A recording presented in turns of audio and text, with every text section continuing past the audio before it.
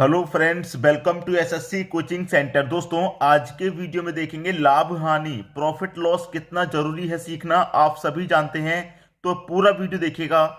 चलिए स्टार्ट करते हैं। पहला प्रश्न है, लागत मूल्य और विक्रय मूल्य का अनुपात 7:8 है, मुनाफे का प्रतिशत क्या होगा। देखिए, लागत मूल्य का मतलब होता है क्रय मूल्य। क्रय मूल्य मतलब कॉस्ट प्राइस। सीपी मतलब कॉस्ट प्राइस, मतलब लागत मूल्य, ठीक है। और कह रहा है विक्रय मूल्य। विक्रय मूल्य का मतलब सेलिंग प्राइस, ठीक है, सेलिंग प्राइस। इनका अनुपात दे रखा है 7:8। 7:8 दे रखा है, ठीक है। तो मुनाफे का प्रतिशत क्या होगा। देखिए, 7 रुपए की चीज को 8 रुपए में बेचा गया। भाई, किसी चीज का मूल्य 7 रुपए है, उसे बेच रहे हैं 8 रुपए में, कितने का मुनाफा होगा। 1 रुपए का मुनाफा होगा। 7 की चीज को 8 में बेचेंगे, 1 का मुनाफा। कितने पर, हमेशा कॉस्ट प्राइस पर निकलता है, तो 7 पर निकलेगा। प्रतिशत में निकलेगा तो 100 से गुना करेंगे। हमेशा याद रखना, कोई भी चीज को प्रतिशत में निकालने के लिए 100 से गुना किया जाता है, ठीक है। बस प्रश्न खत्म हो गया। अब कुछ भी नहीं है, 7 से कटा लो 100 को, कितनी बार में कटेगा। 7 एकम 7, 3 बचेगा 30, 7 चौके 28 हो जाएगा। 2 बचेगा, 2 में जाएगा नहीं तो 2 ऊपर बट्टे में 7। 14.2/7% का उसको मुनाफा हो जाएगा।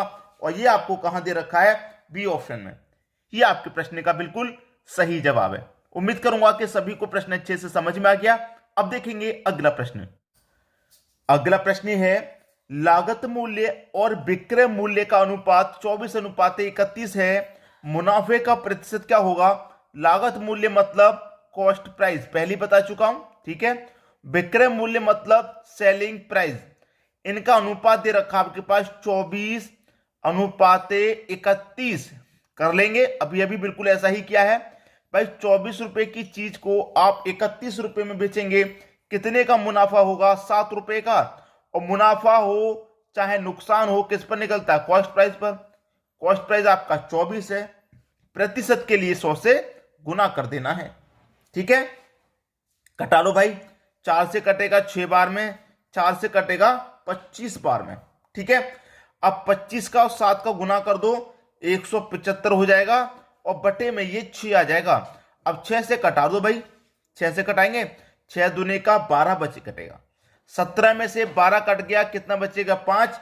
5 में 5 लगा दो, 55, ठीक है। 6 निम 54 होता है भाई। 55 में से 54 तक कट गया तो 1 बचा, 1 में जाएगा नहीं तो बट्टे में 6। 29.1/6% आपका सही आंसर हो जाएगा। 29.1/6%। उम्मीद करूंगा सभी को आसानी से समझ में आ गया। अब देखेंगे अगला प्रश्न। अगला प्रश्न है, लागत मूल्य और विक्रय मूल्य का अनुपात 11:8 है, हानि का प्रतिशत क्या होगा। लागत मूल्य मतलब कॉस्ट प्राइस, विक्रय मूल्य मतलब सेलिंग प्राइस, ठीक है। लागत मूल्य और विक्रय मूल्य का अनुपात कितना भाई, 11:8। पूछ रहा है हानि का प्रतिशत क्या होगा। अब 11 रुपए की चीज को आप 8 रुपए में बेचेंगे तो नुकसान होगा भाई। कोई चीज आपकी 11 रुपए की है और आप उसे 8 रुपए में बेच रहे हैं, तो आपको सीधा सीधा मालूम हुआ है कि हानि हो रही है, हमें नुकसान हो रहा है। तो 11 की चीज को 8 में बेचने पर कितने की हानि होगी, 3 रुपए की हानि होगी। अब 11 पे निकलेगी, चाहे हानि हो चाहे नुकसान, हमेशा कॉस्ट प्राइस पर निकलेगा। भाई, 3 रुपए की हानि हो रही है, कितने पर, 11 पर। और प्रतिशत के लिए क्या करेंगे, 100 से गुना कर देंगे। 3 का गुना 100 से कर दो, 300 हो जाएगा। बटे में कितना, 11 है, ठीक है। अब इसको बस कटा दीजिए, आंसर आ जाएगा। 11 से कटाएंगे, 11 दूने का 22, 8 बचेगा 80, 11 सत्ते 77, 3 बचा 80 में से 77 तक गया तो 3 बचा, 3 में जाएगा नहीं, 3 ऊपर बटे में 11।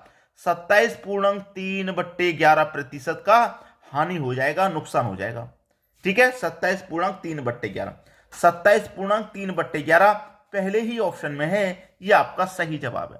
अब देखेंगे हम अगला प्रश्न।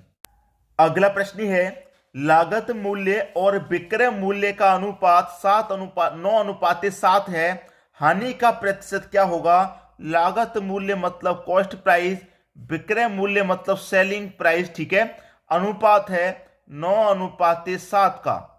अब 9 रुपए की चीज को 7 रुपए में बेचेंगे, कितने की हानि होगी, 2 रुपए की हानि। कितने पर, कॉस्ट प्राइस पर। प्रतिशत के लिए 100 से गुना, 2 का गुना 100 से कर दो, 200 हो जाएगा, बट्टे में 9।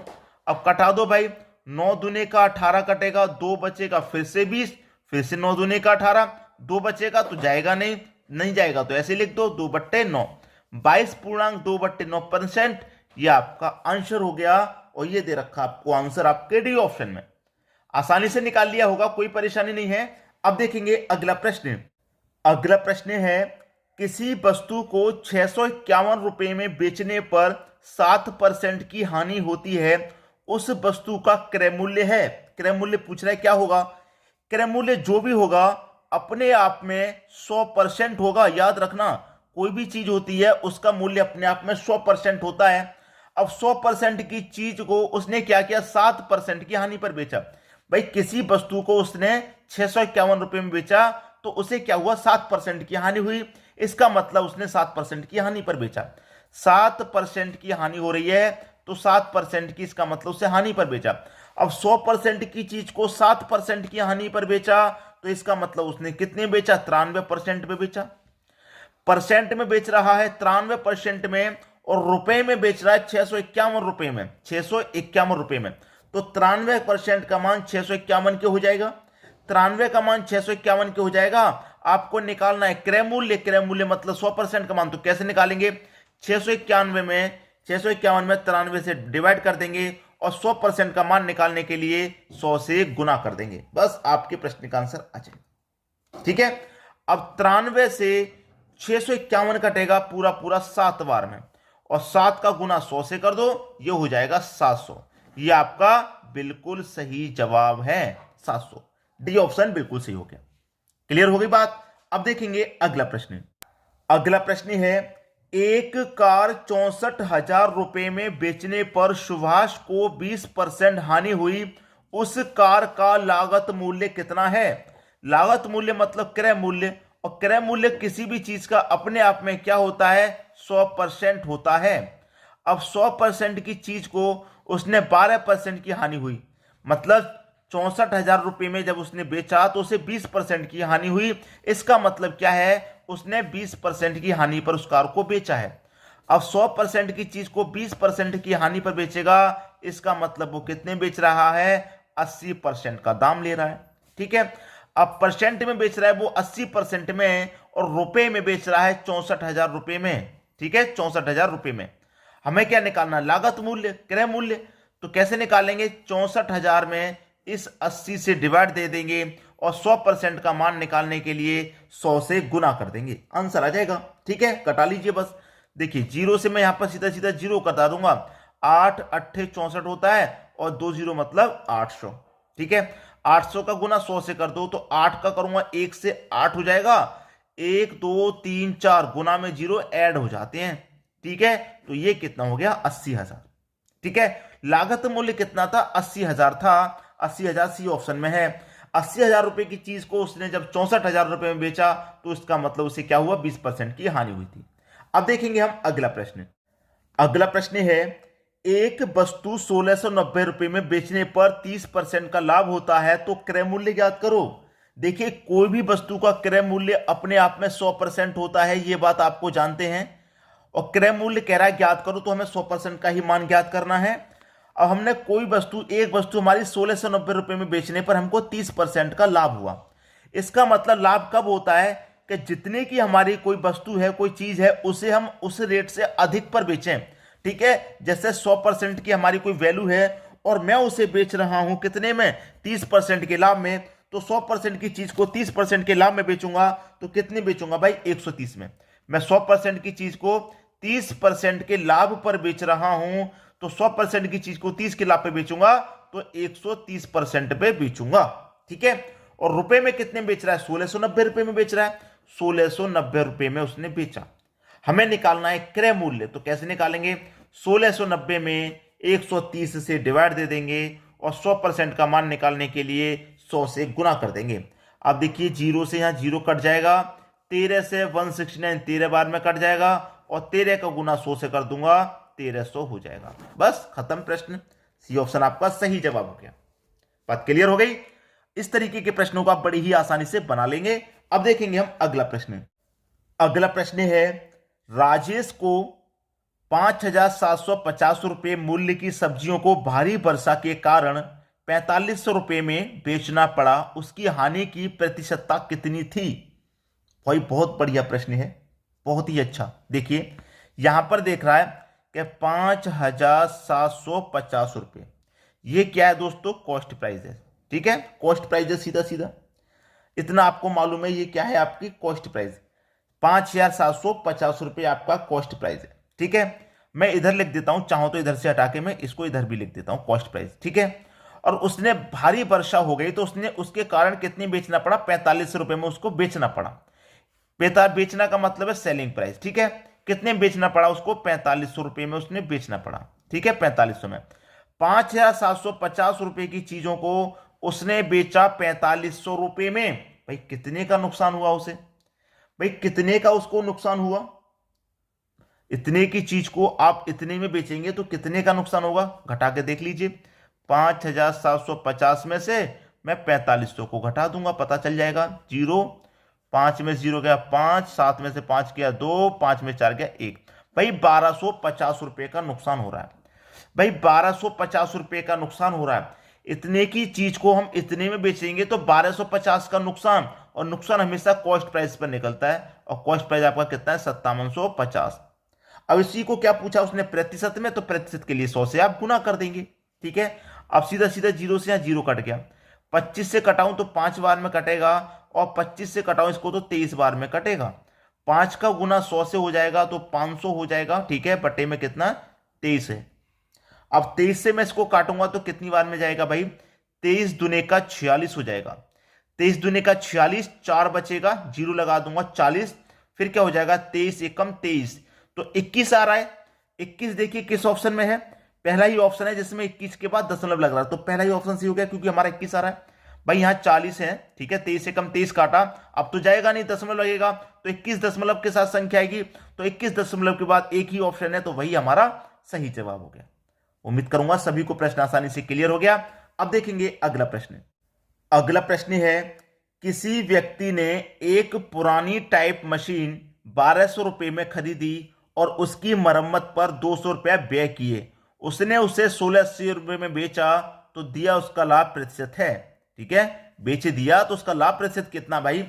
1200 रुपये में खरीदी उसने और 200 रुपये उसने खर्च कर दिए उसकी मरम्मत पे, तो 1200 रुपये में खरीदी, 200 रुपये उसने खर्च कर दिए, तो 1400 रुपये उसे कॉस्ट प्राइस पड़ा। ठीक है, 1400 रुपये का उसका कॉस्ट प्राइस पड़ा। उसके तो भाई 1400 रुपये खर्च हो गए ना एक तरह से। ठीक है, और से बेची किसने? उसने बेचा कितना? सेलिंग प्राइस उसका क्या है? सेलिंग प्राइस है 1680 रुपया। भाई 1400 रुपये की चीज को 1680 में बेच रहा है, तो फायदा उसे हो रहा है 280 का। 1200 रुपये की खरीदी, 200 रुपये उसने मरम्मत में खर्च हो गए, तो इसके तो 1400 रुपये गए।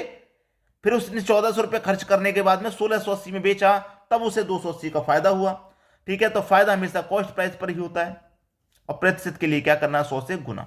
ठीक है, अब सीधे सीधे 2 जीरो से आपके यहां 2 जीरो कट जाएंगे, 14 दूने का 28 कट जाएगा, और एक ही जीरो मतलब 20, तो 20% का उसको लाभ होगा। कितने का? 20% का। पहला ऑप्शन सही हो गया। अब देखेंगे अगला प्रश्न।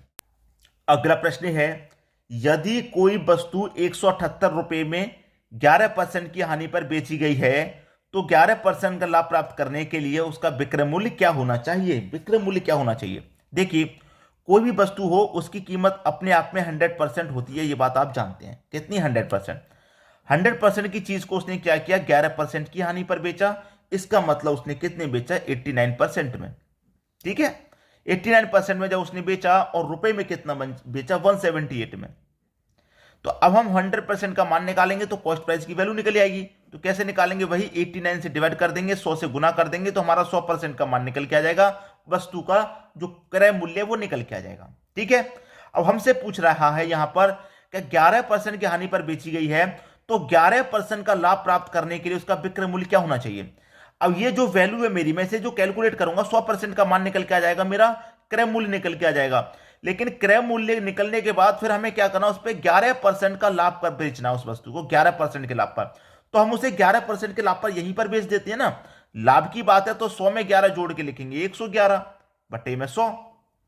यहीं पर हम उसे क्या करते हैं? 11% के लाभ पर यहीं पर बेच देते हैं। यहीं पे विक्रय मूल्य निकाल लेते हैं आज का। ठीक है, तो कटा लीजिए, 100 से सीधा सीधा 100 कट गया, यहां पर 89 से 178 दो बार में कट गया, और 2 से 11 डिवाइड करूंगा, मल्टीप्लाई करूंगा 111 का 2 में, तो ये हो जाएगा 222। ये आपका सही जवाब है। ठीक है भाई, विक्रय मूल्य क्या होना चाहिए, 222 रुपए उसका विक्रय मूल्य होना चाहिए, और 222 रुपए विक्रय मूल्य होगा तो 11% का लाभ हो जाएगा, 222। डी ऑप्शन बिल्कुल सही। अब देखेंगे अगला प्रश्न। अगला प्रश्न है, यदि 150 रुपए में 300 रुपए तक की कीमत के बीच खरीदी गई पुस्तकें 250 रुपए से 350 रुपए के बीच की कीमत पर बेची जाएं, तो अधिकतम संभावित लाभ क्या है जो 15 पुस्तक बेचने से मिलेगा। अधिकतम संभावित लाभ, ठीक है, संभावित ही है भाई, 250 से लेके 350 के बीच में बेच रहे हैं हम। 250 के बाद हो सकता है 260 में बेच दे, 270 में भी, 300 में भी, 340 में भी, 250 से अधिक और 350 के बीच में। ठीक है, इतने के तो बेच रहा है। अब यहां पर क्या होता है इन प्रश्नों में कि यदि 150 रुपए में 300 रुपए तक की कीमत के बीच खरीदी गई पुस्तकें 150 रुपए से लेकर 300 रुपए तक के बीच में खरीदी गई हैं, कितने से, 150 रुपए से लेकर 300 रुपए तक की खरीदी है ये हमारी। ठीक है, ये हमारी खरीद है। ठीक है, ये हमारी खरीद है। और फिर बेचने का जो मूल्य हमारा क्या है, 250 से लेकर 350 तक, 250 से लेकर के 350 तक हमारा ये बेची गई कीमत है। ठीक है, बेची गई कीमत है। तो पूछ रहा है कीमत पर बेची जाए तो अधिकतम संभावित लाभ क्या है जो 15 पुस्तक बेचने से मिलेगा। अधिकतम संभावित लाभ, तो जो सबसे कम वाली वैल्यू है यहां पर वो ले लो 150, और जो सबसे अधिक है बेचने वाली वो ले लो 350। ठीक है, ले लिया, दोनों का अंतर कर लो, दोनों का अंतर करेंगे तो 200 आ जाएगा। मतलब एक पुस्तक का 200 रुपए फायदा हो रहा है हमारा। एक पुस्तक पर जब 200 रुपए तो बेच रहा है वो 15 पुस्तक से मिलेगा लाभ। एक पे 200 मिल रहा है तो 15 पे कितना मिलेगा भाई, 15 पे मिलेगा 15 दूने का 30, 15 दूने का 30, और ये 2 जीरो मतलब 3000। 15 पुस्तक पर कितना लाभ मिलेगा भाई, 3000 का लाभ मिलेगा। आंसर आ गया। ठीक है, डी ऑप्शन बिल्कुल सही। उम्मीद करूंगा सभी को प्रश्न आसानी से समझ में आ गया, किसी को भी प्रश्न में कोई समस्या नहीं होगी। ठीक है दोस्तों, वीडियो देखने के लिए आपका बहुत बहुत धन्यवाद।